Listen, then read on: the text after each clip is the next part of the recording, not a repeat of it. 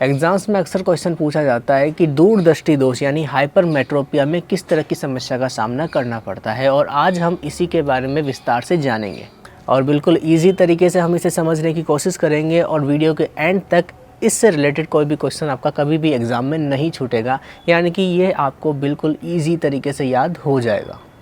नमस्कार आप सभी को, स्वागत है आप सभी का इस YouTube चैनल पर। और आज की इस वीडियो में हम समझेंगे हाइपरमेट्रोपिया के बारे में, जिसको हिंदी में हम कहते हैं दूरदृष्टि दोष। हाइपरमेट्रोपिया, इसके कई नाम हैं, जैसे कि हाइपरमेट्रोपिया, लॉन्ग साइटेडनेस, फार साइटेडनेस, हाइपरोपिया, और हिंदी में हम इसे कहते हैं दूरदृष्टि दोष।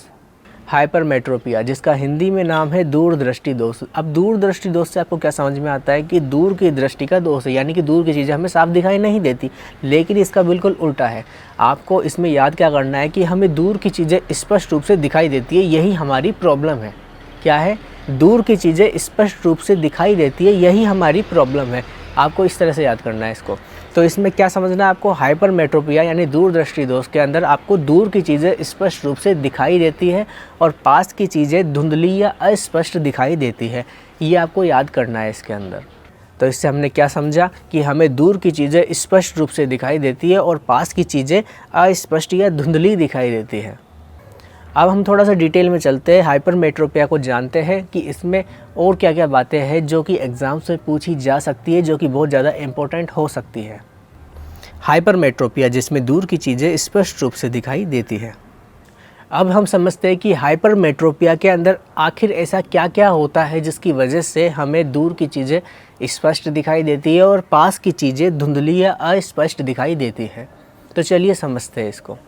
आई बॉल, जिसे हम नेत्रगोलक भी कहते हैं, इसका आकार सामान्य से अधिक छोटा होना, आँखों में जाने वाली किरणें रेटिना पर ध्यान केंद्रित होने के बजाय सीधा इसके पीछे केंद्रित करती है।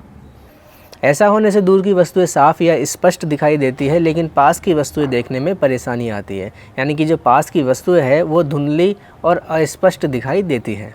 अब हम हाइपरमेट्रोपिया के कुछ सिम्टम्स के बारे में जानेंगे, जिसके अंदर हमें ये समझना होगा कि इसमें आखिर सामान्य लक्षण क्या क्या हो सकते हैं, जिसके कारण हमें पता चले कि हमें हाइपरमेट्रोपिया जैसी प्रॉब्लम है। अब हम जानेंगे हाइपरमेट्रोपिया यानी दूरदृष्टि दोष के कुछ सिम्टम्स के बारे में, ताकि हमें उनके सामान्य लक्षणों के बारे में पता रहे। अगर एग्ज़ाम्स में इनके सामान्य लक्षण को रिलेट करके कुछ क्वेश्चंस पुटअप होता है तो हम उसे आसानी से कर पाए।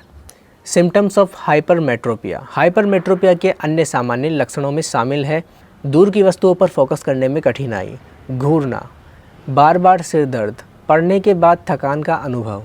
इसका सिम्टम्स है कि इसमें दूर की चीज़ों पर फोकस करने में कठिनाई आती है। अब आप कहेंगे कि इसमें दूर की दृष्टि का दोष था, यानी कि पास की चीज़ें इसमें धुंधली दिखाई देती है और दूर की चीज़ें इसमें साफ दिखाई देती है, तो दूर में तो कोई प्रॉब्लम होनी नहीं चाहिए। पर ऐसा क्यों होता है, इसके बारे में हम थोड़ा समझते हैं। ऐसा इसलिए है क्योंकि आँख रोशनी को सीधे रेटिना पर केंद्रित करने के बजाय उसके पीछे फोकस करती है, इसलिए ऐसा होता है। दूसरा सिम्टम है इसका घूरना। यह अक्सर दृष्टि को तेज और दूर की वस्तुओं पर फोकस करने की कोशिश में किया जाता है। तीसरा सिम्टम है बार बार सिर दर्द होना। इसका कारण दूर की वस्तुओं पर फोकस करने की कोशिश है, जिससे आपकी आंखों पर जोर पड़ता है और आपको सिर दर्द होता है। पढ़ने के बाद थकान का अनुभव। ठीक से फोकस करने के लिए आंखों को सामान्य से ज़्यादा मेहनत करनी पड़ती है, इसके कारण आपको पढ़ने के बाद थकान का अनुभव होता है। किसी व्यक्ति को हाइपरमेट्रोपिया की प्रॉब्लम है, यानी दूरदृष्टि की प्रॉब्लम है, तो अगर वो डॉक्टर के पास जाता है तो डॉक्टर उसे किस प्रकार का लेंस लगाकर उसकी आंखों का डिफेक्ट ठीक करता है। अगर आपसे ऐसा कुछ क्वेश्चन पूछ लिया जाए तो आप उसका आंसर क्या देंगे? तो इसका जो सही आंसर होगा, किस प्रकार का लेंस यूज़ किया जाता है आई डिफेक्ट को ठीक करने के लिए, आई डिफेक्ट को ट्रीट करने के लिए, तो आपका आंसर होगा इसमें कॉन्वेक्स लेंस, यानी कि हम हिंदी में उसे कहते हैं उत्तल lens. This condition can be corrected by using appropriate convex lens, जिसे हम हिंदी में कहते हैं उत्तल लेंस। अगर आपको ये वीडियो ज़रा सी भी इन्फॉर्मेटिव और यूज़फुल लगी हो तो इस वीडियो को ज़रूर से ज़रूर लाइक कीजिए और ज़्यादा से ज़्यादा इस वीडियो को अपने फ्रेंड्स एंड फैमिली के साथ शेयर कीजिए। अपने फेसबुक ग्रुप्स में, अपने व्हाट्सएप ग्रुप्स में, इंस्टाग्राम पर इस वीडियो को शेयर ज़रूर करें। तो आज के लिए इस वीडियो में बस इतना ही। मिलते हैं नेक्स्ट वीडियो में।